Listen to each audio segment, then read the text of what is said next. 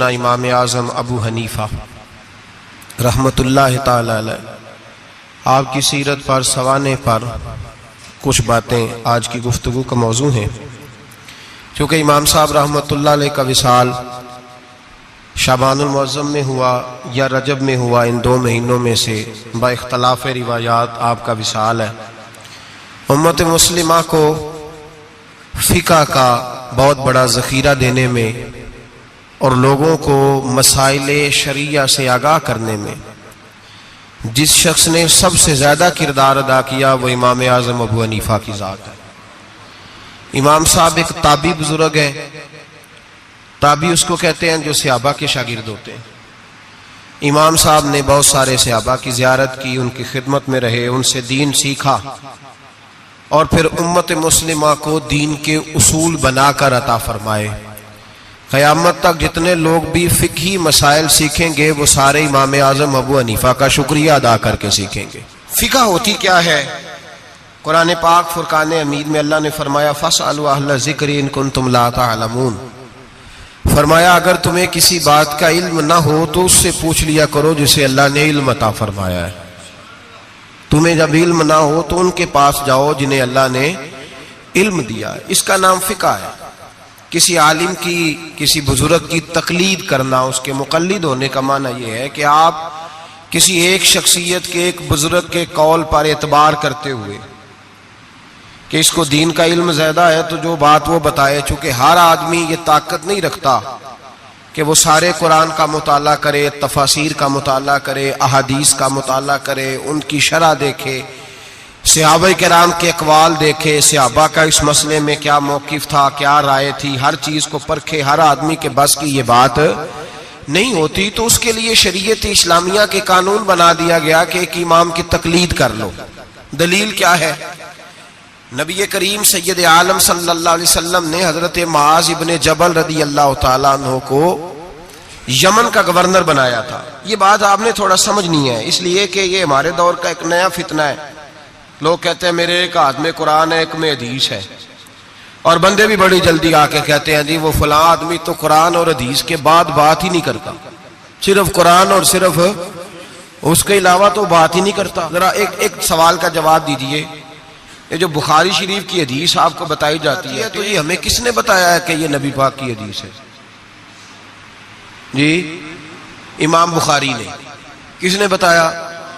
تو اعتبار کس پر کیا آپ نے؟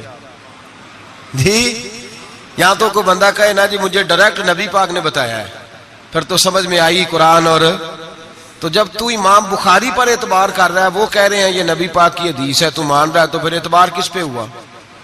بولے اس بات کو سمجھیں۔ لوگ آپ کو بڑا صاف ستھرا سا نعرہ دیتے ہیں صرف قرآن اور صرف حدیث، تو بھائی یہ بتاؤ چلے قرآن پاک تو اللہ کا کلام ہے، صحابہ نے ہم تک پہنچا دیا، تو حدیث کیسے آئی؟ ان لوگوں سے بگڑ کر ایک نیا فرقہ بن گیا، وہ کہتے ہیں ہم اہل قرآن ہیں، ہم حدیث بھی نہیں مانتے۔ چکڑالوی گروپ اس کو کہتے ہیں۔ وہ لاہور میں بھی کچھ طبقہ اس کا پایا جاتا ہے، وہ بگڑ گئے ہیں، وہ کہتے ہیں صرف قرآن پاک، حدیث تو اماموں نے بنائی ہے، اماموں نے لکھی ہے، ہم نہیں مانتے۔ وہ ایسے نہ کرو بھائی، اس طرح تو سارا دین مشکوک ہو جائے گا۔ علم والوں کا رستہ ہمیں کس نے بتایا ہے؟ قرآن پاک میں۔ کس نے بتایا؟ اللہ نے کہا فَاسْأَلُوا أَهْلَ الذِّكْرِ إِن كُنتُمْ لَا تَعْلَمُونَ۔ اگر تمہیں کسی بات کا علم نہ ہو تو جس کو علم ہے اس سے جا کے، بھائی مجھے گاڑی نہیں چلانی آتی تو میں اب کہوں گا پہلے قرآن پاک سے مجھے نکال کے دو گاڑی، مجھے اللہ سکھائے چلانی۔ حدیث پاک میں پہلے لکھا ہو کہ گاڑی یہ اس کا نمبر ہو، فلانی علاقے کی بنی ہوئی ہے، میں کسی بندے سے سیکھ لوں یا مجھے حدیث پاک سے مل جائے گا؟ تو بھئی یہ عجیب سی بات ہے، تو گاڑی چلانی سیکھنی ہے تو جس کو گاڑی چلانی آتے ہے اس کے پاس جا سیکھ لے، تو دلیل مانگنے لگ گئے۔ تو بھئی قرآن اور حدیث کا علم جس بندے کو زیادہ ہے اس سے اسپیشلسٹ کے پاس جائیں آپ، وہ آپ کو بتائے گا آپ نے کیا کرنا ہے، بات ختم ہو گئی۔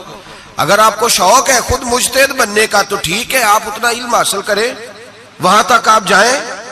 شیخ الاسلام خواجہ قمر الدین سیالوی رحمۃ اللہ تعالی علیہ، خواجہ صاحب کے پاس ایک شخص آیا، اللہ کرے یہ بات آپ کی سمجھ میں آ گئی تو بڑا فائدہ ہو جائے گا، بڑا فائدہ ہوگا یہ لفظ اگر آپ سمجھ گئے۔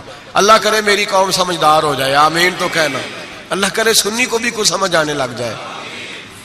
خواجہ صاحب کے پاس ایک بندہ آیا، کہنے لگا امام اعظم کی بات نہیں ماننی چاہیے۔ امام اعظم کی بات ان کی تقلید نہیں کرنی چاہیے، بڑی موٹی بات۔ خواجہ قمر الدین سیالوی کہنے لگے تیری یہ بات مان لوں؟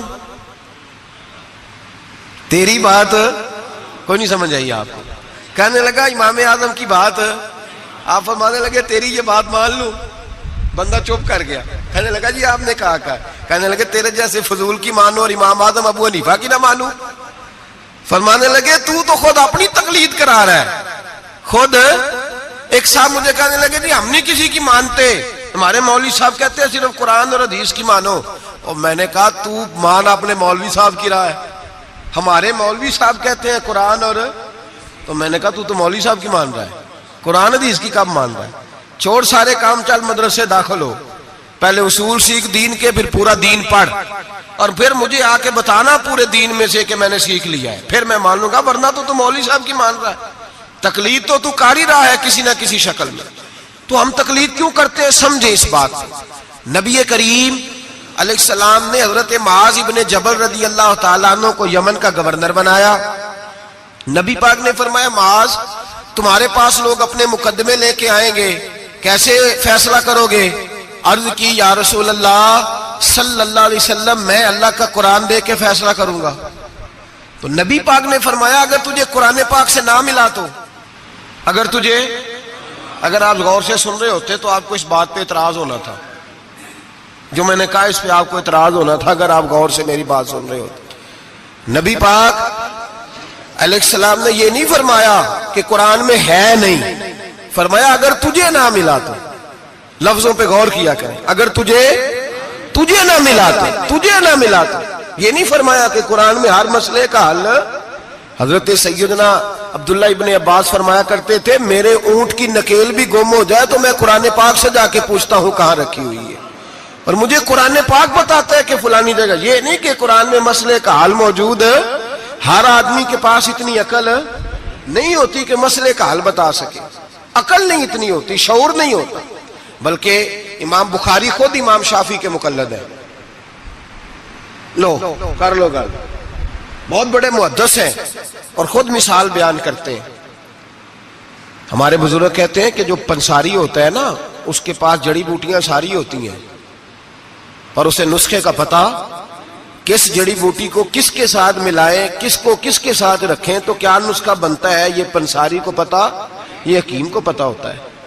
محدثین کہتے ہیں ہم نے حدیثیں ساری جمع کر دی ہیں، پر کس حدیث سے کیا مسئلہ نکلتا ہے یہ ہمیں نہیں پتا، یہ امام اعظم بتائیں گے، یہ امام شافعی بتائیں گے، یہ امام مالک بتائیں گے، یہ امام احمد بن حنبل بتائیں گے، وہ اسپیشلسٹ ہیں۔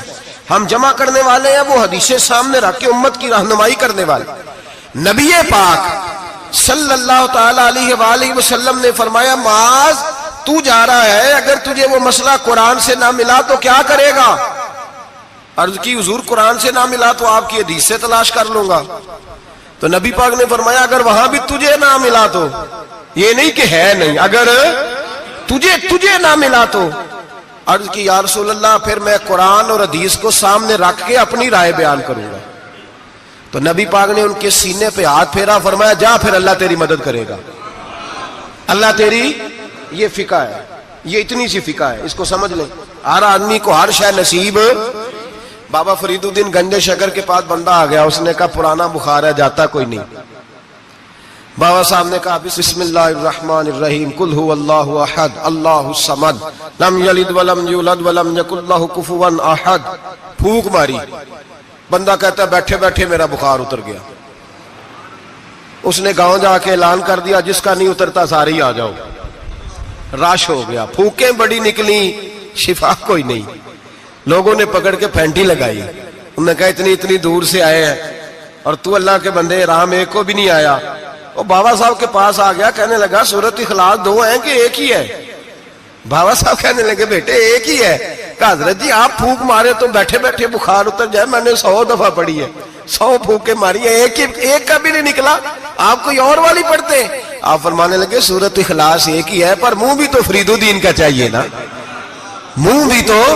فرمایا مجھے اللہ تبارک و تعالیٰ نے توفیق دی ہے، میں نے کبھی غیبت نہیں کی، میں نے کبھی جھوٹ نہیں بولا، میں نے کبھی حرام نہیں کھایا، میں نے کبھی اپنی زبان سے کسی کا دل نہیں دکھایا، فرمایا میں نے اس زبان میں طاقت پیدا کی ہے، پھر جب قرآن کا نور آیا ہے تو اللہ نے تاثیر بنا دی ہے، پھر اللہ نے اثر پیدا کر دی ہے۔ تو بھائی ہر آدمی ہر چیز سمجھنے کے قابل ہے۔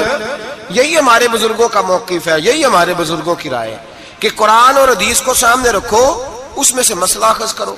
دلیل، پرانے زمانے میں جو لوگ ہوتے تھے وہ قسمیں کھایا کرتے تھے، قسمیں بڑی عجیب کھاتے تھے۔ ایک بندے نے قسم کھا لی کہ میرا کام ہو گیا تو وہ والی عبادت کروں گا جو اس وقت دنیا میں کوئی نہ کر رہا ہو، اتنی سخت قسم کھا لی۔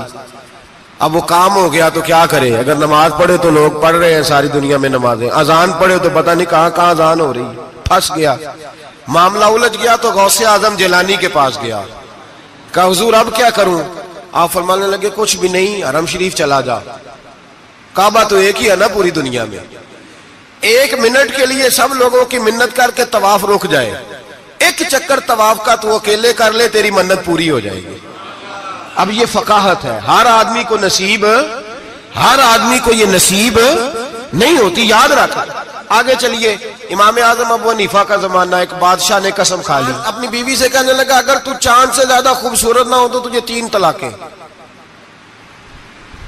اب مسئلہ بن گیا، کدھر سے نکالیں؟ اب قرآن پاک میں یہ لفظ کہیں نہیں لکھا کہ عورت چاند سے زیادہ خوبصورت ہوتی ہے، کسی حدیث میں نہیں لکھا واضح طور پر کہ بی بی چاند سے زیادہ خوبصورت ہوتی ہے۔ علماء کوفہ بیٹھ گئے، علماء بغداد بیٹھ گئے، علماء مصر بیٹھ گئے، بادشاہ تھا، اور پھر جو اس کی بیوی تھی وہ بھی ایک بادشاہ کی بیٹی تھی، اگر یہ طلاق ہو گئی تو 2 ملکوں کی جنگ چھڑ جائے گی، حالات خراب ہو جائیں۔ علماء پریشان ہیں کہ جائیں تو کدھر جائیں؟ لوگ پریشان ہوتے ہوتے امام اعظم کے پاس چلے گئے، کہنے لگے سارے مولوی کہتے ہیں طلاق ہو گئی، آپ بتائیں۔ امام صاحب کہنے لگے کوئی نہیں طلاق ہوئی۔ کہا کیوں؟ فرمانے لگے اللہ کا قرآن کہتا ہے لَقَدْ خَلَقْنَا الْإِنسَانَ فِي أَحْسَنِ تَقْوِيمٍ، اللہ فرماتا ہے میں نے سب سے حسین انسان کو پیدا فرمایا ہے، تو جب سب سے حسین انسان ہے تو چاند سے بھی زیادہ انسان ہی حسین ہے، فرمایا لہذا اس کی بیوی کو طلاق۔ مسئلہ تو قرآن پاک سے حل فرمایا نا، لیکن ہر آدمی کی وہاں تک رسائی ہو سکی، یہ فقاہت، یہ علم ہے، اور یہ اللہ سب کو عطا نہیں کرتا، یہ کسی کسی کا نصیبہ ہوتا ہے، کسی۔ اور ویسے بھی اب تو لوگوں کو شوق ہے نا، ہر بندہ ہر کام کرنا چاہتا ہے، صحابہ یہ نہیں کرتے۔ حضرت عمر فاروق سے پیارا قرآن کوئی نہیں پڑھ سکتا، وہ 5 نمازوں کی امامت کرتے تھے، تراویحوں کی باری آتی تھی تو حضرت ابی بن کعب کو آگے کھڑا کرتے تھے، فرماتے تھے تو پڑھا۔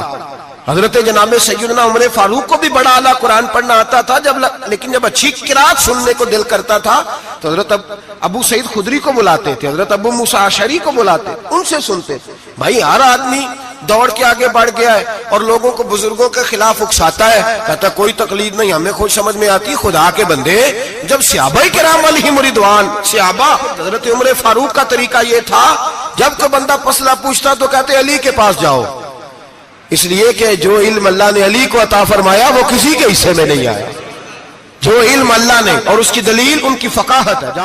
ایک بی بی تھی، دائی تھی، وہ اس کے گھر میں بچے جنم لیتے تھے، بچے پیدا ہوتے تھے۔ یہ دیکھیں علم جو ہوتا ہے نا وہ علم ہوتا ہے، فقاہت ہوتی ہے، اور یہ اللہ کی عطا ہے، یہ رب کی عطا ہے، جس کو چاہتا ہے عطا کر دیتا ہے، نہ اس میں حسد ہو سکتا ہے، نہ اس میں کوئی شخص کہہ سکتا ہے مجھے کیوں نہیں ملی۔ حضرت علی رضی اللہ تعالیٰ عنہ کا زمانہ ہے، ایک بی بی کا خیمہ تھا، جھونپڑی تھی، جیسے آج ہاسپٹل بنے ہوئے ہیں وہاں بچے پیدا ہوتے ہیں۔ ایک بی بی تھی، وہ دائی تھی، کام کرتی تھی یہ والا، اس کے گھر میں 2 کیس اکٹھے آ گئے، نہ اتنی لمبی چوڑی لائٹیں ہوتی تھی، اس نے اپنی جھونپڑی میں دونوں بیویاں اکٹھی تھی، دونوں کو اللہ تعالیٰ نے اولاد دی۔ رات بڑی گہری تھی، اندھیرا بڑا سخت تھا، ایک کے گھر میں بچہ پیدا ہوا، دوسری کے گھر میں بچی پیدا ہوئی۔ اب جب صبح کا اجالا نکلا تو جھگڑا شروع ہو گیا، دونوں بیویاں مطالبہ کرتی ہیں بیٹا میرا ہے، بیٹا میرا ہے۔ اب وہ دائی بھی نہیں بتا سکتی، اندھیرا بڑا سخت تھا، بوڑھی عورت تھی، سمجھ نہیں آتی کیا کروں۔ تلواروں تک بات چلی گئی، لوگوں نے کہا کیوں لڑتے ہو جب مولا علی شیر خدا جو موجود ہے، انا مدینہ تو علم و علی بابوہا، نبی پاک نے فرمایا میں علم کا شہر ہوں، علی اس کا دروازہ ہے۔ فرمایا جب اتنا بڑا شخص موجود ہے تو ضرورت ہی نہیں۔ لوگ پریشان ہو کے گئے، جا کے کہنے لگے حضور ایک مسئلہ آ گیا، ذرا سوچ کر غور کر کے بتائیے۔ اندھیرے میں بچہ پیدا ہوا، ایک بی بی کے ہاں بیٹا، ایک کے ہاں بیٹی، اب دونوں بیٹے کی طلبگار ہیں، فیصلہ کیسے کریں؟ تو حضرت علی نے کہا بڑے تم پریشان آئے تھے، یہ بھی کوئی بات ہے؟ दोनों बीवियों का थोड़ा थोड़ा दूध निकाल के तोलो, जिसका दूध वजनी बेटा उसी का है। कहा हजरत जी ये मसला आपने कैसे निकाला? फरमाने लगे कुरान पाक से निकाला है। कहा क्यों? फरमाने लगे अल्लाह कुरान में कहता है मैंने बेटे के 2 हिस्से रखे हुए हैं और बेटी का 1 हिस्सा रखा हुआ है। तो जब अल्लाह किसी के घर में बेटा देता है तो दूध भी वजनी होता है, इसलिए कि डबल वजन का होता है। उन्होंने दूध निकाल के तोला, मिकदार 1 जितनी, मिकदार 1 जितनी, उसका आधा किलो दूध, इसका 1 किलो, वजन किया तो पूरा हो गया। पैमाने रखे गए तो वो नापने में और था, तोलने में उसका दूध वजनी निकला। जब दूध वजनी निकला तो जनाब सैयदना अली मुर्तजा फरमाने लगे जिसका दूध वजनी बेटा उसी का है। अल्लाह डबल वजन का दूध अता करता। अब मसला कहां से निकला बोलिए? लेकिन हर बंदा निकालने की ताकत, यही हजरत इमाम आजम अबू हनीफा का कमाल है। सहाबा के जमाने में जरूरत नहीं थी सहाबा को। एक तो वो इतनी लापरवाही की नमाज नहीं पढ़ते थे जितनी हम पढ़ते हैं। अत्ताहियात में बैठे हैं, सूरत फातिहा पढ़ी जा रही है। अत्ताहियात में बैठ के बंदे पूछते हैं आगे, कहते हैं हजरत मैं अत्ताहियात में सूरत फातिहा पढ़ रहा था, सारी पढ़ लिया, वो तो रुकू का वक्त है तो याद आया कि ये तो अत्ताहियात है। इतनी लापरवाही की पहले तो वो नमाजें नहीं पढ़ते। फिर अगर किसी को गलती हो जाती तो सामने जनाब रिसालत इमाम सल्लल्लाहु अलैहि वसल्लम का जलवा वद्दुहा मौजूद था, वो हुजूर से पूछ लेते। जब वक्त गुजरने लगा ना, ताबीन का जमाना आया तो फिर मसला बना। एक तो थोड़ा थोड़ा मिशकात नबुव्वत से लोग दूर हुए तो लापरवाही भी आने लगी। अब लोगों ने पूछना शुरू किया कि सूरत फातिहा भूल जाए तो क्या करें? रुकू में बंदा चला गया तो रुकू तो कर लिया, लेकिन सुभान रब्बियल अज़ीम नहीं याद रहा तो क्या करें? सजदे में गया सुभान रब्बियल आला नहीं पढ़ा तो क्या करें? अब मसाइल बने, अब जरूरत हुई। इमाम आजम ने उसूल फिक़ह मुरत्तब की, हमें बताया कि नमाज में फर्ज क्या है, नमाज में वाजिब क्या है, नमाज में क्या शय जरूरी है और क्या शय जरूरी नहीं है। वो भी उन्होंने हदीसें सामने रखी कि नबी पाक ने किस किस बात की कितनी ताकीद की, किस किस बात की ज्यादा ताकीद नहीं फरमाई। फिर उन्होंने मसला बताया कि क़याम करना फर्ज है, रुकू करना फर्ज है, लेकिन रुकू में सुभान रब्बियल अज़ीम कहना सुन्नत है। अगर किसी की रह भी जाएगी तो उसकी नमाज हो जाएगी। कौमा करना फर्ज है, सजदा करना फर्ज है, लेकिन सजदे में सुभान रब्बियल आला कहना सुन्नत है। रह भी गया तो नमाज, जो सजदा ही नहीं करेगा उसकी नहीं। तो ये उसूल बनाए इमाम आजम ने। इमाम आजम कौन थे? कपड़े के एक बहुत बड़े ताजर थे, उनके बेटे थे, पूरा नाम था नौमान बिन साबत। इमाम आजम उनका लकब है, अबू हनीफा उनकी कुनियत है। लोग जब अपनी मर्जी की बारी आती है तो हरम शरीफ के हवाले देने शुरू कर देते हैं। हरम शरीफ में जो होता है, हरम शरीफ में, मैंने कहा चलो वही मान लो। मस्जिद नबी में बाबे बिलाल से दाखिल हो जाओ या बाबे हिजरत से दाखिल हो जाओ। मस्जिद नबी में जब दाखिल होगे, अंदर मस्जिद के कदम रखोगे दोनों दरवाजों से जाके, तो जो खुला सेन मिलेगा उस सेन के ऊपर यूं सामने नजर डालोगे तो 4 इमामों के नाम लिखे हुए हैं फिका के। जो सबसे पहला नाम लिखा है वो इमाम आजम अबू हनीफा का लिखा हुआ है, आज भी मस्जिद नबी में, आज भी। दूसरा इमाम शाफी का, तीसरा हजरत इमाम मालिक का, चौथा इमाम मोहम्मद बिन हंबल का। और आज भी फुकहाए मक्का और मदीना जब फतवा देते हैं तो इमाम मोहम्मद बिन हंबल के कौल पे फतवा देते हैं। और हर जगह वो ऐलान करते हैं कि हम फिका के मानने वाले मुकल्लद है इमाम मोहम्मद बिन हंबल के। वो ऐलान करते हैं, उन्होंने लेख के लगाया हुआ। एक पूरी दुनिया की लोग तो किसी न किसी इमाम की तकलीद करें और एक छोटी सी जमात उठ के कहे नहीं हमें डायरेक्ट समझ आई है, तो कैसे भाई तुम्हें समझ आ गई? इमाम आजम अबू हनीफा का नाम नौमान बिन साबत था, कूफे में पैदा हुए थे, सहाबा के शागिर्द थे। 80 हिजरी में पैदा हुए, 150 हिजरी में आपका विसाल हुआ। बाप ताजर थे। आप फरमाते हैं मैं सियाना हुआ तो तजारत में लग गया, रेशमी कपड़े का कारोबार था, बहुत बड़ा घराना मालदार था हमारा। मैं गली से गुजरता था, रस्ते ही में इमाम शाफी का मदरसा था, मैं बच्चों को पढ़ते देखता तो मुझे शौक होता, अक्सर मैं वहां 2-4 मिनट 10 मिनट क़याम करता। एक दिन इमाम शाफी ने बुलाया और बुला के फरमाया बेटे क्या करते हो? मैंने कहा कपड़े का काम करता हूं।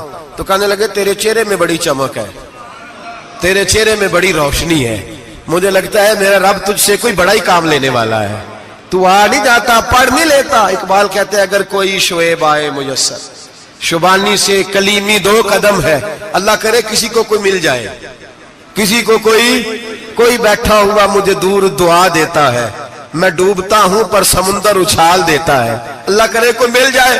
فرماتے امام شابی نے میری بات ہوئی تو میں حضرت حماد کے مدرسے میں داخل ہو گیا. امام حماد بہت بڑے مفتی تھے, سند بھی سن لے. امام اعظم شاگرد ہے امام حماد کے, اور امام حماد شاگرد ہے حضرت ابراہیم نخعی کے. حضرت ابراہیم نخعی شاگرد ہے حضرت علقمہ کے, اور حضرت علقمہ شاگرد ہے حضرت عبداللہ ابن مسعود کے. اور حضرت عبداللہ بن مسعود وہ صحابی ہیں جن کی ڈیوٹی تھی نبی پاک کا ڈنڈا مبارک کا سا اٹھانے کی, حضور کے جوتے اٹھانے کی. ڈائریکٹ نبی پاک سے علم دین حاصل کیا کرتے. یہ سند ہے امام اعظم ابو حنیفہ کی. حضرت امام اعظم کہتے ہیں میں امام حماد کے مدرسے میں پڑھنے لگا. کئی سال رہ کہ میں نے ان کے مدرسے میں علم حاصل کیا. جب میں فارغ ہوا تو میں نے کہا استاد جی میں کہاں مدرسہ بناؤں, میں کس مسجد میں بیٹھوں, میں کہاں جاؤں؟ کہتے ہیں میرے استاد اپنی کرسی سے اٹھے اور میرا بازو پکڑ کے اپنی جگہ پہ بٹھایا. کہنے لگے میں نے تجھے پڑھایا ہے لیکن رب نے تجھے بڑا ہی عطا کیا ہے, اب تو کہیں اور نہیں جائے گا, میری مسجد پر بیٹھ کر لوگوں کو پڑھایا کرے گا. امام اعظم ابو حنیفہ نے فقہ اور اصول کا علم وہاں سے حاصل کیا. فرماتے ہیں پھر میرے استاد نے میری ڈیوٹی لگائی. فرمانے لگے اب تو کسی ایسی جگہ جا جہاں سے تجھے تقوی کی روشنی ملے, کوئی مرشد تلاش کر. سہ نفل نمازاں پڑھیاں ظالم نفس نہ مردہ ہو, اے باند فقیروں کسے نہیں مارے, آئے ہوئی چور اندر دا ہو. حضرت امام اعظم سن 80 ہجری میں کہتے ہیں 80 ہجری میں, آج سے 1400 سال پہلے 1350 سال پہلے امام اعظم کہہ رہے ہیں مجھے ضرورت تھی کہ میں جا کے کسی کے ہاتھ میں ہاتھ دوں تاکہ میں اس سے اصلاح لوں جو میرے قلب و نظر کو صحیح کرے. ہم تو سارے سیانے, ہمیں تو کسی کی ضرورت ہی نہیں. فرماتے میں اپنے استاد کے کہنے پر امام جعفر صادق کے پاس گیا. 2 سال امام جعفر صادق نے مجھے پریکٹیکل کرایا. جو علم میں نے امام حماد سے سیکھا تھا اس پر عمل کرنے کا طریقہ مجھے امام جعفر صادق نے سکھایا ہے. 2 سال. اور امام اعظم فرمایا کرتے تھے اگر وہ 2 سال نہ ہوتے تو میں ہلاک ہو جاتا, وہ 2 سال نہ ہوتے تو میں, فرماتے ان سے میں نے پڑھنا پڑھانا سیکھا. اور امام جعفر صادق رات کو مجھے ساتھ کھڑا کرتے اور ساری رات نفل پڑھاتے, وہ میری تربیت کرتے. وہ علم تو میرے اندر تھا لیکن عاجزی, تقوی, پرہیزگاری, عبادت, قرآن سے پیار یہ مجھے امام جعفر صادق نے سکھایا. امام اعظم ابو حنیفہ بہت بڑے فقیہ بنے, پھر مدرسہ بنایا, پھر خانقاہ بنائی. پھر امام صاحب رحمت اللہ علیہ نے ساری زندگی رسول اللہ صلی اللہ علیہ وسلم کے دین کا پیغام دیا. ایسا بھی وقت آتا ایک آیت شروع کرتے تو ساری رات وہ آیت ہی پڑھتے رہتے, ساری رات علم پڑھایا, لوگوں سے پیار کیا, خلوص بانٹا. بہت بڑے مالدار تھے. ایک بہت بڑا نام ہے امام ابو مالک کا. یہ اتنے بڑے شخص ہیں کہ ہارون رشید نے انہیں قاضی القضاء بنایا تھا, چیف جسٹس بنایا تھا. حضرت امام مالک کہتے ہیں میں غریب کا بیٹا تھا. اکثر دین پڑھنے والے غریبوں کے بیٹے ہوتے ہیں. امیروں کے بچے ایف ایس سی پڑھتے ہیں, بی ایس سی پڑھتے ہیں, ٹیکنالوجی پڑھتے ہیں. غریبوں کے بچے دین پڑھتے ہیں. اور پھر امیروں کو ممبریاں ملتی ہیں, غریبوں کے بچوں کو اللہ ممبر عطا فرماتا ہے, مصلی رسول اللہ دیتا ہے. حضرت سیدنا امام ابو مالک فرماتے ہیں میں غریب کا بیٹا تھا اور میری 6-7 بہنیں, میں اکیلا بھائی تھا. آپ فرماتے ہیں میرے ابا جی فوت ہو گئے.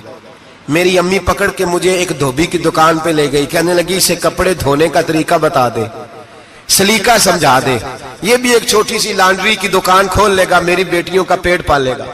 دھوبی کہنے لگا ٹھیک ہے میں 2-3 درہم بھی دوں گا مہینے کے, اور جب کام سیکھ جائے گا تو تنخواہ بڑھ جائے گی. امام ابو مالک رحمت اللہ علیہ فرماتے ہیں میں بہنوں کے لیے روزی کمانے نکلا, میں بیوہ ماں کے سر پہ بوجھ اتارنے کے لیے نکلا, میں غربت کے عالم میں نکلا. رستے میں امام اعظم کا مدرسہ تھا.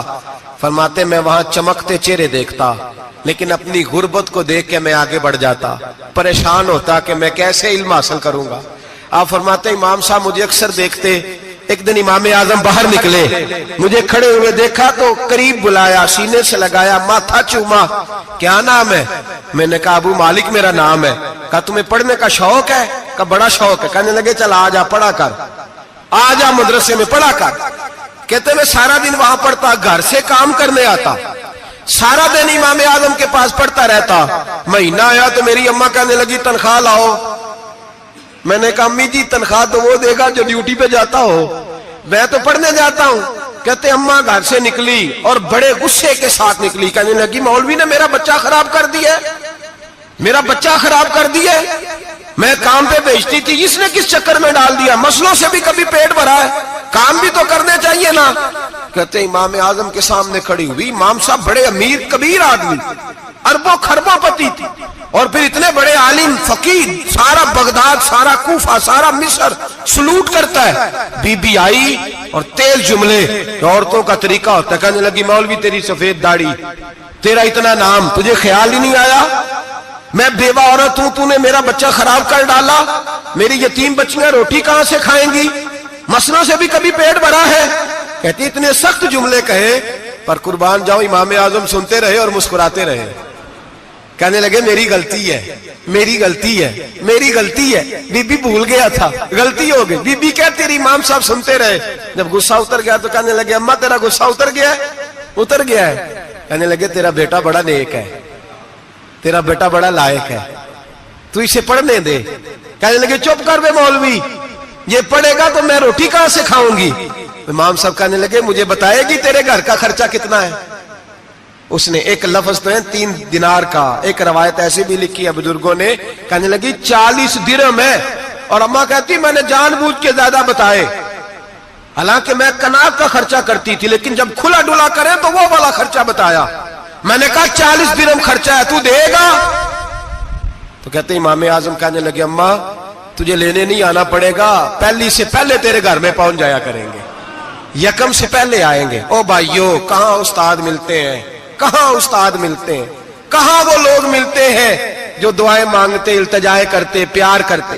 گزر گیا وہ دور، اب تو سوٹ لینے کا دور ہے، مٹھائیاں لینے کا دور ہے، ہاتھ ڈلوانے کا دور آیا ہے۔ اب کون پوچھتا ہے؟ اب تو پوچھتے ہیں تو میرے لیے کیا لایا ہے؟ حضرت سیدنا امام اعظم ابو حنیفہ رحمت اللہ علیہ 1 دن نہیں، 2 دن نہیں، 4 دن نہیں، 5 مہینے نہیں، 20 سال تک، کہنا آسان، بولنا آسان، سننا آسان، 20 سال تک امام ابو مالک کے گھر میں خرچہ دیتے رہے، وہ پڑھتے رہے۔ اماں کہنے لگی تو میرے بیٹے کو لگا تو لیا ہے تو پڑھ کے بنے گا کیا؟ حضرت امام اعظم فرمانے لگے بادشاہوں کے تخت پر بیٹھ کر بادشاہوں کے ساتھ کھانے کھایا کرے گا، ان کے ساتھ بیٹھ کے حلوہ کھائے گا، وقت آئے گا تو دیکھے گی۔ کہتے ہیں میرے امام انتقال کر گئے، وقت بیت گیا، ہارون رشید نے مجھے بلایا بغداد میں اور کہا میں آپ کو چیف جسٹس بنانے لگا ہوں۔ کہتے ہیں میں خوشی سے سجدے کرنے لگا، میں چیف جسٹس بنا۔ میں نے اپنی اماں کو خط لکھا کہ اماں بغداد آ جا، تیرے بیٹے کو اللہ نے بڑی شان عطا کر دی ہے۔ فرماتے ہیں ہارون رشید کی بیوی بڑی اولیاء کی، علماء کی بڑی فرما بردار تھی، محبت کرنے والی تھی، اس نے حلوہ بنا کے بھیجا، کھانا بنا کے بھیجا۔ ہارون رشید تخت پہ بیٹھ کے کھانے لگا تو کہنے لگا امام صاحب آپ بھی یہیں آ جائیں میرے ساتھ۔ کہتے ایک کونے میں وہ بیٹھ گیا، ایک میں بیٹھ گیا، بیچ میں کھانا رکھ لیا۔ اتنی دیر میں میری اماں بھی پہنچ گئی، 2 لقمے کھائے تھے کہ اماں آ گئی۔ جب اماں نے مجھے تخت پہ بیٹھے دیکھا، ایک یتیم، ایک لاوارث، ایک بن باپ کا بچہ، وہ کل تک جو بہنوں کے لیے 4 دینار نہیں لا سکتا تھا، تخت پہ بیٹھ کے جب روٹی کھاتے دیکھا تو اماں تڑپ گئی، روئی، چیخیں ماری۔ میں نے کہا اماں کیا ہوا؟ کہنے لگی بیٹا مجھے تیرا استاد یاد آ گیا ہے، اس نے کئی سال پہلے کہا تھا اسے دین کا علم پڑھنے دے، اسے فقیہ بننے دے، یہ بہت آگے جائے گا۔ دیکھ آج اللہ نے تجھے کتنی شان عطا کی ہے۔ کہا بیٹا یہ کمال تیرا نہیں، یہ امام اعظم ابو حنیفہ کا کمال ہے، یہ ان کا کمال ہے جنہوں نے تمہیں یہاں تک پہنچایا۔ میرے بھائی اپنی پوری زندگی حضرت امام اعظم ابو حنیفہ نے۔ آج تو اساتذہ کرام، اساتذہ مجھ سے ایک ٹیچر کہنے لگے حضرت جی دل نہیں لگتا، بے سکونی سی ہے، کچھ بتلائیں۔ تو میں نے کہا کلاس میں کوئی یتیم بچہ ڈھونڈ لیں، کوئی لاوارث بچہ ڈھونڈیں، اس کی وردی اپنے ذمے لے لیں، کتابیں اپنے ذمے لے لیں، اس کا خرچہ اپنے ذمے لے لیں، روز جیب میں ٹافیاں ڈال کے جایا کرے کہ غریب کو دینی ہے۔ فرمایا 2 مہینے یہ والا وظیفہ بھی پڑھ کے دیکھے، اللہ آپ کو سکون عطا کرے گا۔ یہ بھی کہنے لگے بڑی ٹھنڈک ہوئی ہے، بڑا سکون ملا ہے، بڑی تابعداری۔ میں نے کہا آپ لفظوں سے سکون چاہتے ہیں، وہ لوگ خدمت کر کے سکون لیتے۔ کوفے کا ایک امیر آدمی تھا، پھر غریب ہو گیا۔ غریب، غربت بڑی پریشانی ہے، بڑی پریشانی، بڑی آزمائش۔ غریب بیوقوف اس لیے ہوتا ہے کہ اس کی جیب میں پیسے نہیں ہوتے۔ غریب مجبور اس لیے ہوتا ہے کہ اس کے پاس ہوتا کچھ نہیں نا، تو ساری آزمائشیں اکٹھی آ جاتی۔ غریب آدمی تھا، محنت مزدوری کرتا لیکن پوری نہ ہوتی. وہ کہتا ایک دن گلی میں ککڑی بیچنے والا آیا. تو میری ایک بیٹی تھی چھوٹی سی, باقی بچے بڑے تھے. چھوٹی ضد کرنے لگی, کہنے لگی ککڑی کھانی ہے. ککڑی. کہتے میں پریشان ہو گیا, دل ٹوٹ گیا. بیٹی نے سوال کیا ہے. فرماتے میں نے سوچا کس کے پاس جاؤں, کسی اور کے پاس مجھے سمجھ نہ آیا, میں سیدھا امام اعظم کے پاس چلا گیا. یہ شخص ہے جو مجھے دے گا بھی اور میرا پردہ بھی رکھے گا. مجھے دے گا بھی اور میرا, بولیے, میرا یہ پردہ بھی رکھے گا. یہ رسوا نہیں کرے گا, یہ فوٹو نہیں کھچائے گا. یہ فوٹو کھچا کے پہلے دن فیس بک پہ نہیں لگائے گا کہ میں غریبوں میں تھیلے بانٹ رہا ہوں. یہ اسی وقت اخبار والوں کو نہیں بلائے گا ایک تھیلا اور 6 اخباروں میں تصویریں. یہ اس طرح نہیں خیرات دے. حضرت امام اعظم کے پاس گیا تو فرماتے رش بہت زیادہ تھا, میں امام صاحب سے بات ہی نہ کر سکا. واپس آ گیا, امام صاحب نے بندہ بھیجا, فرمایا پتہ کر یہ بندہ کسی ضرورت کے لیے آیا تھا, رش کی وجہ سے بات نہیں کر پایا. کہتے واپس میرے پیچھے بندہ بھیجا, وہ میرے گھر تک آیا. گھر آ کے اس کو حالات کا پتہ چل گیا, واپس گیا. کہتے ہیں 3 تھیلیاں اشرفیوں کی بھر کے امام اعظم لائے اور خود آئے اور رات کے اندھیرے میں آئے اور مجھے تھیلیاں دے کے نا تو میرے آگے ہاتھ باندھ دیے.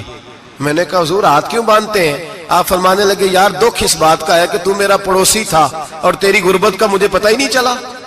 تو میرے علاقے کا تھا اور میں نے سوچا ہی نہیں, میرا اپنا تھا, مجھے خیال ہی نہیں آیا. فرمایا معاف کر دے, میری شکایت نہ کرنا کہ یہ میری طرف توجہ نہیں کرتا. علم بھی تھا, عمل کا نور بھی تھا, تقوی کا حسن بھی تھا, غریب کی مدد کا جذبہ بھی تھا. آج لوگوں پر مال کا فتنہ سوار ہوتا ہے, سب پر نہیں لیکن زیادہ لوگوں پر. جیسے جیسے مال آتا جاتا ہے ویسے ویسے عقل بھی آتی جاتی ہے, ویسے ویسے سیانے بھی ہوتے جاتے ہیں. کہتے ہیں وہ بھی کمائے وہ بھی کرے, میں تو ٹیکنیکلی بڑا ہوں, میں عقل مند ہی, میں بڑی نہ بہن کی فکر رہتی ہے, نہ بھانجوں کی فکر رہتی ہے, نہ رشتہ دار کی فکر رہتی ہے, نہ دائیں بائیں کچھ دیکھتے ہیں. لوگ جیسے جیسے پاورفل ہوتے جاتے, ہٹتے جاتے, کٹتے جاتے, امیروں سے گرانے لگتے جاتے, آگے کی طرف دیکھتے جاتے. امام اعظم ابو حنیفہ رحمت اللہ علیہ نے ساری زندگی پیار کیا, محبت بانٹی, علم, فقاہت, تقوی, روشنی. آج لوگوں کو علم ہوتا ہے پر علم کا نور نہیں ہوتا. ہمیں بہت ساری باتوں کا پتہ ہوتا ہے پر وہ باتیں ہمارے لفظوں میں ہوتی ہیں, ہم اس کے حسن سے آگاہ. اور اگر میں یہ کہہ دوں کہ ہمیں ان باتوں پر یقین کامل نہیں ہوتا, کہہ رہے ہوتے ہیں, ہم سمجھتے ہیں, بڑی باتیں کرتے ہیں, لیکن ان باتوں کے پیچھے جو عمل کا جذبہ ہے وہ پھیکا ہوتا. امام اعظم ابو حنیفہ رحمت اللہ تعالی علیہ جتنے بڑے عالم تھے اتنا ہی بڑا خوف تھا اللہ کا دل میں, اتنا ہی بڑا خوف تھا. ایک آدمی کہتا ہے میں نے امام صاحب سے مسئلہ پوچھنا تھا, میں نے عشاء کی نماز امام صاحب کے پیچھے پڑھی. کتنی لوگ باتیں سنتے ہیں, اس کا اثر کتنا لیتے ہیں, لیکن امام صاحب رحمت اللہ علیہ کا طریقہ کیا تھا؟ کہتے میں نے امام صاحب کے ساتھ نماز پڑھی مسجد میں, تو قاری صاحب نے قرآن پڑھا, اذا زلزلت الارض زلزالہا واخرجت الارض اثقالہا. فرماتے ہیں آخری 2 آیتیں پڑھی, فمن یعمل مثقال ذرۃ خیرا یرہ ومن یعمل مثقال ذرۃ شرا یرہ. اللہ فرماتے ہیں میں قیامت کے دن تیرے ذرے ذرے کا حساب کروں گا. ذرہ برابر نیکی ہوئی تو تیرے سامنے آئی, ذرہ برابر گناہ ہوا تو تیرے کس کے برابر؟ جی وہ کتنا ہوتا ہے؟ ریت کا 1 ذرہ, اس کے برابر بھی گناہ ہوا تو تیرے سامنے. یہ اللہ کہہ دیا ہے تو ایسا انشاءاللہ ہو کے رہے گا. اللہ ایک دفعہ دکھائے گا. دعا فرمائے اللہ ہمیں معافی عطا فرمائے, اللہ ہم سے درگزر فرمائے, اللہ ہمیں بخشے ہوئے میں شامل فرمائے. یہ آیت امام صاحب نے سنی تو کہتے ہیں میں نمازی سارے چلے گئے تو امام صاحب بیٹھے اور یوں نہ اپنی داڑھی پکڑ لی, چراغ ٹمٹما رہا. کہتے ہیں داڑھی پکڑ لی اور امام صاحب بیٹھے ہیں. میں نے کہا کہ کسی محویت کے عالم میں ہے, سوچ میں, چلے میں تھوڑی دیر میں آتا ہوں. کہتے ہیں میں 2 گھنٹے کے بعد آیا تو امام صاحب ایسے بیٹھے ہیں داڑھی پکڑی ہوئی. میں نے کہا ٹھہر کے آتا ہوں. میں پھر 1-1.5 گھنٹے کے بعد گیا تو ویسے ہی بیٹھے. کہتے ہیں تہجد کا وقت ہو گیا, میں مسجد میں گیا تو چراغ ٹمٹمانے لگا, ختم ہونے کے قریب آ گئے. امام صاحب بیٹھے ہیں. اب میں نے دیکھا کہ آنکھیں آنسوؤں سے بھری ہوئی ہیں اور اپنی داڑھی پکڑ کے کھینچ رہے ہیں اور کہتے ہیں یا اللہ تو اگر ذرے ذرے کا حساب لے گا تو ابو حنیفہ تو الجھ جائے گا. اے اللہ تو ذرے ذرے کے بارے میں پوچھے گا تو میں تو نہیں جواب دے سکتا. خدا بندہ اس طرح کر, میرے ان سفید بالوں پہ رحم کھا. اے اللہ میرے بڑھاپے پہ مہربانی فرما، مجھ سے نہ ذرے ذرے کا پوچھنا، میں بڑا کمزور ہوں، میں نہیں جواب دے سکتا، مولا مجھ سے درگزر والا معاملہ کر۔ کہتے تڑپ رہے امام صاحب، فجر کی اذان ہوئی تو امام صاحب نے دائیں بائیں دیکھا، میں پیچھے کھڑا تھا، میں نے کہا حضور ساری رات ہی گزر گئی، آپ ایک آیت سن کے پریشان رہے، اور میں روزانہ 20 تقریریں سنتا ہوں، درجنوں حدیثیں سنتا ہوں، مجھے تو اثر نہیں ہوتا۔ آپ فرمانے لگے مجھے تیرے معاملے کا نہیں پتا، لیکن مجھے اگر تو نے دیکھ لیا ہے تو کسی کے ساتھ ذکر نہ کرنا مجھے۔ اور فرمانے لگے پھر تو نیک آدمی ہوگا، تجھے نہیں خیال آتا، تو میں تو جانتا ہوں من آنم کے من دانم، پتہ سارا ہے سردار نو کیتی آنا، میں تو جانتا ہوں نا، مجھے خبر ہے، لہٰذا میں نہیں حساب دے سکتا، تیرا نہیں مجھے پتا۔ جتنا میرے بھائی علم زیادہ اتنا خوف بھی۔ حضرت عبداللہ ابن مسعود فرماتے ہیں زیادہ باتیں کرنے والا عالم نہیں ہوتا، اللہ سے زیادہ ڈر جانے والا عالم ہوتا ہے۔ جو آدمی لمبی چوڑی گفتگو کرے وہ فقیہ نہیں، وہ اللہ سے ڈرنے والا نہیں، بلکہ جس کو وہ بات کرے تو تھوڑی کرے، ڈر کے کرے، خوف کے ساتھ کرے، اللہ کی خشیت جس کے دل میں ہو وہ بڑا عالم ہوتا ہے۔ حضرت امام اعظم ابو حنیفہ رحمت اللہ علیہ مالدار تھے اور اپنے مال میں سے حصے نکالتے تھے۔ امام صاحب فرمایا کرتے تھے میں نے چند ہزار درہم رکھ دیے۔ حضور کس لیے؟ فرمایا لوگوں کو قرضہ دینے کے لیے۔ نبی پاک صلی اللہ علیہ وسلم نے فرمایا قرضہ لینے والے کو منع کیا ہے، فرمایا قرضہ ایک قید ہے، بغیر مجبوری کے نہ لینا۔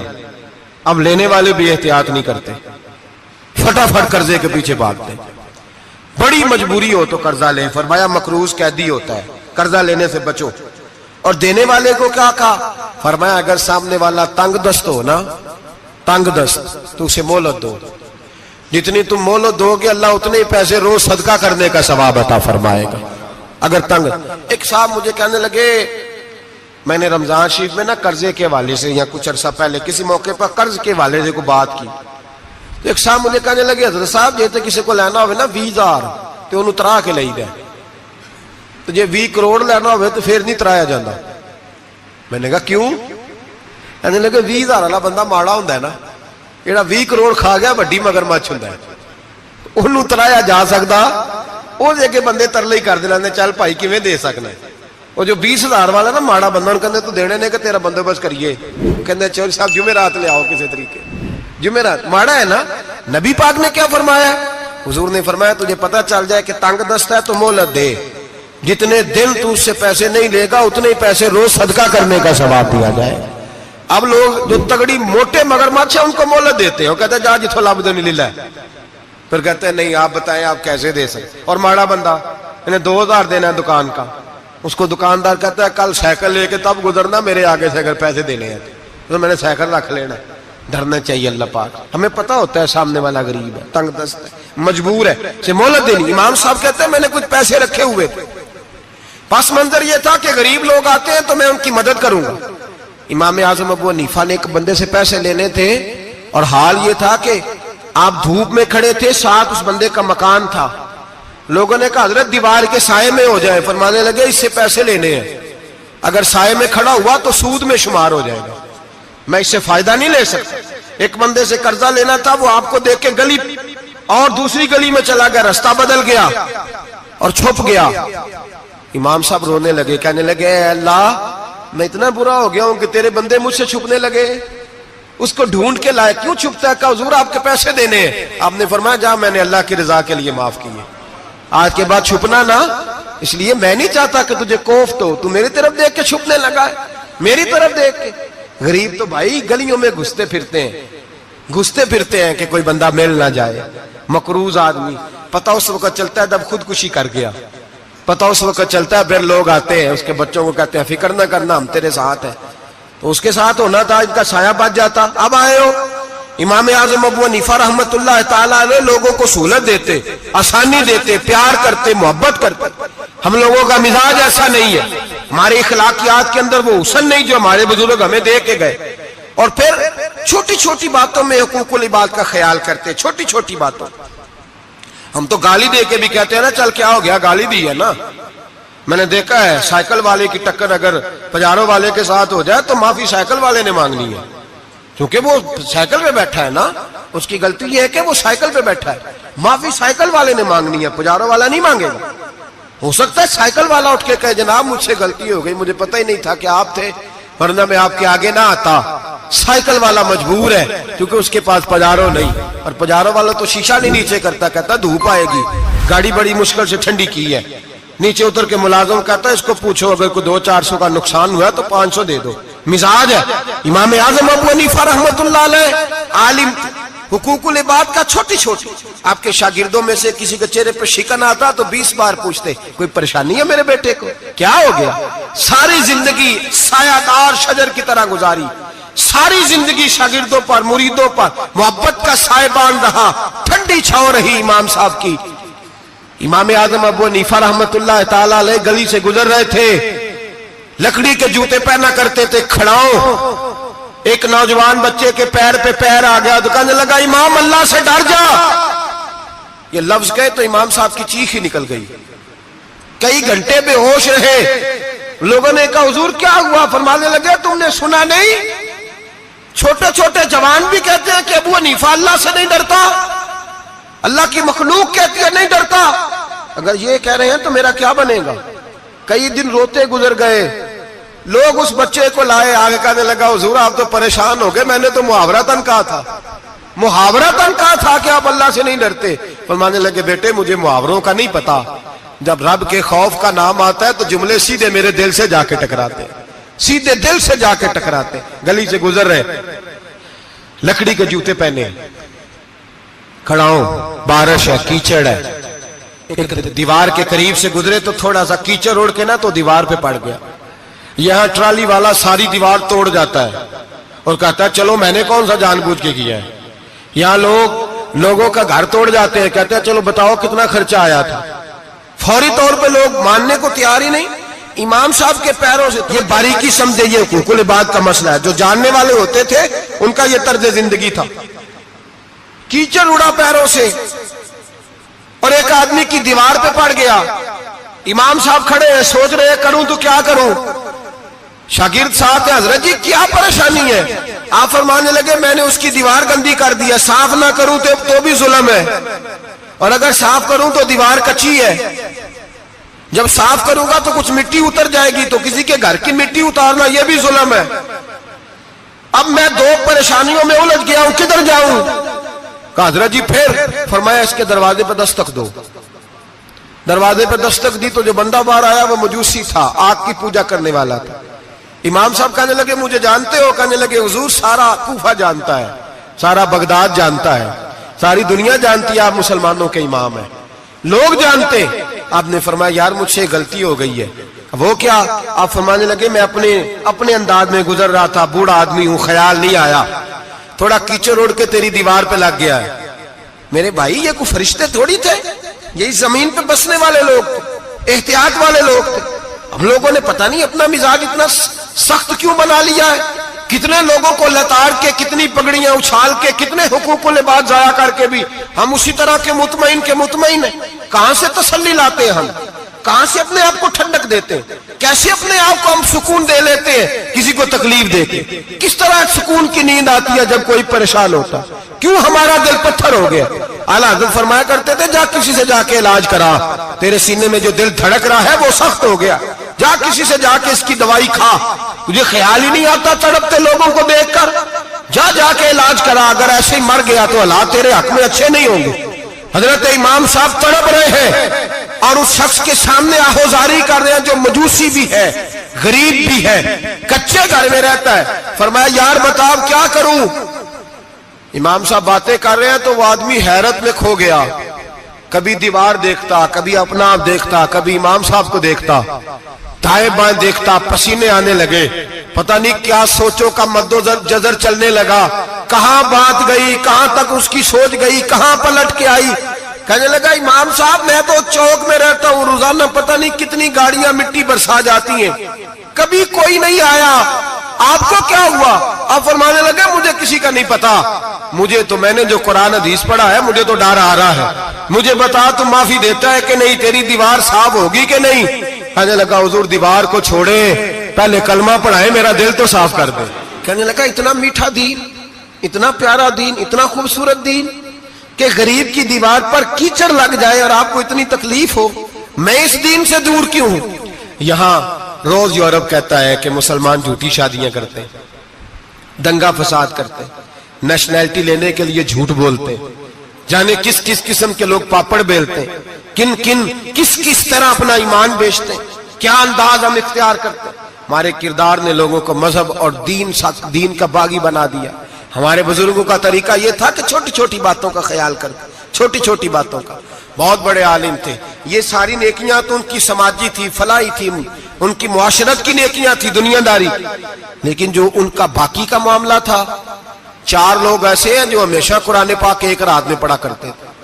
ان میں پہلا نام حضرت عثمان غنی کا ہے، پورا قرآن پاک، دوسرا مولا علی شیر خدا کا ہے، تیسرا حضرت سعید بن جبیر کا ہے، چوتھے امام اعظم ابو حنیفہ ہیں جو ایک رات میں پورا قرآن پاک پڑھ دیا کرتے ہیں۔ جس جگہ امام اعظم کی قبر بنی ہوئی ہے نا، اعظمیہ ایک محلہ ہے بغداد کا، اس کا نام ہی اعظمیہ، امام صاحب کے نام، جہاں قبر بنی ہوئی ہے، وہاں بیٹھ کے امام اعظم ابو حنیفہ نے 60 مرتبہ قرآن پاک ختم کیا، خود پڑھا، خود فرمایا یہاں میں نے دفن ہونا ہے، اس جگہ 60 قرآن پاک پڑھے۔ رمضان کا مہینہ آتا تھا تو امام صاحب ایک قرآن پاک دن میں پڑھتے تھے، ایک رات کو پڑھا کرتے تھے، ایک قرآن پاک سنایا کرتے تھے۔ امام صاحب رحمت اللہ علیہ ساری رات نفل پڑھتے۔ لوگ کہتے ہیں کہ امام صاحب کی رات نماز کے لیے کھڑے ہوتے تو ایک رکعت میں 15 سپارے پڑھتے، تو لوگ کہتے تھے یہ ابو حنیفہ نہیں، یہ تو کسی نے پلر کھڑا کر دیا، یہ تو کوئی ستون ہے، رکوع ہی نہیں کرتا، پورے 15 سپارے۔ یہاں تو ابھی تراویح آئیں گی، لوگ پہلے سے کہنے لگ گئے بڑی گرمیوں کے روزے، بڑی گرمیوں کے روزے، اور آ تو لینے دے بھائی، پہنچ تو لینے دے رمضان شریف کو، اللہ بڑا مہربان ہے، ہر چیز کو بدلنے پہ قادر ہے۔ پہلے سے لوگ تیاری کر رہے ہیں، مسجدیں ڈھونڈیں گے جائے اسی اچھا ہو، قرآن جلدی پڑھا جائے، ڈھونڈ کے۔ امام صاحب رحمت اللہ تعالیٰ علیہ، اور میں اکثر کہا کرتا ہوں، میں کہتا ہوں تو تراویح میں کھڑا نہیں ہوتا، پاسپورٹ کے دفتر کھڑا ہو جاتا ہے 2 گھنٹے، شناختی کارڈ کے دفتر تو 3 گھنٹے کھڑا ہو لیتا ہے۔ یہ تیرا ظلم ہے اپنی ذات کے ساتھ کہ تجھے قرآن کے لیے کھڑا نہیں ہوا جاتا، دنیا داری کے لیے کھڑا۔ وہ پروجیکٹر کرانے جائے تو چاہے تجھے 4 گھنٹے لائن میں کھڑا ہونا پڑے، وہاں تو کھڑا ہو لیتا ہے۔ اللہ سے ڈر، اپنی تھوڑی سی دنیا داری کے لیے سارا کچھ کر لیتا ہے۔ حضرت امام صاحب رحمت اللہ تعالیٰ علیہ تقوی اور طہارت کے پہاڑ 55 حج کیے امام اعظم نے۔ کتنے؟ 55 حج فرمائے۔ آج ایک مشقت والا کام ہے، جد و جہد والا کام ہے، جوان بھی تھک جاتے ہیں، کہتے ہیں بڑا مشکل ہے جی، اور یہ جتنا مرضی آسان ہو گیا قیامت تک اس نے مشکل ہی رہنا ہے، اس لیے کہ یہ ایک مجاہدہ ہے۔ 55 حج کیے، آخری حج پہ گئے تو کعبے کے مجاور کو کہنے لگے ذرا کھول نہیں دیتے کعبے کا دروازہ، میرا اندر جانے کو دل کرتا ہے۔ اس نے دروازہ کھولا، اندر گئے تو کہنے لگے خدایا، 2 جملے کہے، کہنے لگے اے اللہ، جتنا تو نے مال دیا تھا میں اتنا شکر نہیں ادا کر سکا، اور جتنا تو نے علم دیا تھا میں اتنا عمل نہیں کر سکا، اب بوڑھا ہو گیا ہوں، مہربانی کرنا مجھ سے درگزر والا معاملہ کر، اور اے اللہ اگر تو مجھے بتا دے کہ تو راضی یا ناراض ہے تو میں ذرا سکون سے مر جاؤں۔ کہتے ہیں کعبے کی دیواروں سے آواز آنے لگی، ابو حنیفہ تیرا رب تجھ سے بڑا راضی ہے۔ داتا گنج بخش علی اجمیری جیسا بابا 1000 سال پہلے لکھ کے گئے کشف المحجوب میں، داتا صاحب نے لکھا ہے 1000 سال پہلے کشف المحجوب میں۔ داتا صاحب فرماتے ہیں میں حضرت بلال کی قبر پہ حاضری دینے گیا، یعنی 1000 سال پہلے کے مسلمان بھی قبروں پہ مزاروں پہ جایا کرتے تھے۔ داتا صاحب لکھتے ہیں، کہتے ہیں ملک شام میں حضرت بلال حبشی کی قبر پہ حاضری دینے گیا، میں قبر پہ حاضری دے کے تو ساتھ لیٹ گیا، میری آنکھ لگ گئی، مجھے خواب میں نبی پاک کا دیدار نصیب ہوا، گویا حاضری حضرت بلال کی، اور برکت یہ کہ وہاں مجھے مصطفیٰ کا دیدار نصیب ہو رہا ہے۔ فرماتے ہیں نبی پاک میری خواب میں آئے، حضور نے ایک بوڑھے بابے کے گلے میں ہاتھ ڈالا ہوا ہے اور اپنے ساتھ ساتھ چلا رہے ہیں۔ میں نے عرض کی یا رسول اللہ یہ کون ہے؟ تو نبی پاک نے فرمایا یہ تیرا امام اعظم ابو حنیفہ ہے۔ فرماتے ہیں مجھے سمجھ آ گئی کہ امام اعظم بھٹک اس لیے نہیں سکتے کہ انہیں رسول پاک نے سہارا عطا فرمایا ہے، وہ بہک اس لیے نہیں سکتے کہ نبی پاک نے انہیں سہارا دیا۔ داتا گنج بخش علی اجمیری رحمت اللہ تعالی علیہ فرماتے ہیں کہ امام صاحب رحمت اللہ تعالی علیہ بہت بڑی شخصیت۔ امام اعظم کا پیغام کیا ہے؟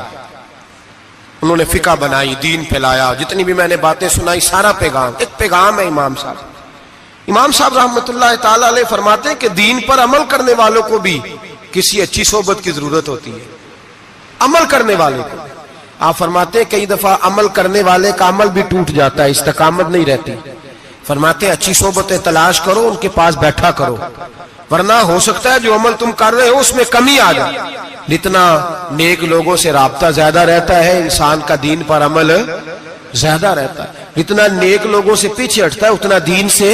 آپ فرمایا کرتے تھے اگر 2 سال نہ ہوتے جو میں نے امام جعفر صادق کی صحبت میں گزارے تو ابو حنیفہ ہلاک ہو جاتا۔ اپنے آپ کو رب کریم کے بندوں کے ساتھ لگا کے رکھیں، جوڑ کے رکھیں۔